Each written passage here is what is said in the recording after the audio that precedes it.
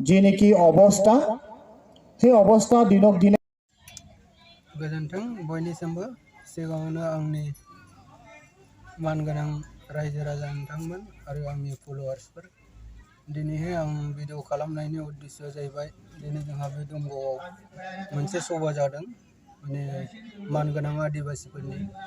ओमफ्राय बेखौनो आं दिनै बे गेदारिंखौ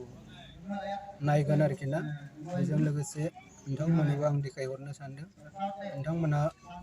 गेदारिंखौ माबायदि जादों नोंथांमोना नायबानो जाबाय आरो बिसिनि सोरबा लिडार फैगोननो लिडारफ्रा सोर फैयो बेखौ आंबो मोजाङै मिथिया जायखिजाया बिसोर बुंदों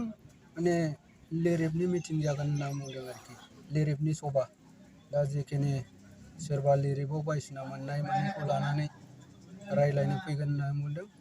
दा बेनि थाखायनो आं एसे गेदारिंफोरखौ नायगोन गेदारिंफोरखौ नायनानै नोंथांमोननि सिगाङाव देखायगोन आरोखि जायखिजाया आं दमगाव बे बाजार एरियानि माबा लकेसनखौ नोंथांमोननो होगोन बाजारफोरखौ आरो बेजों लोगोसे उनावहाय आङो बिसिनि सभा जानाय जे गेदारिं बेखौ खेबनानै नोंथांमोननो देखायगोन नोंथांमोना अननानै नायलांदो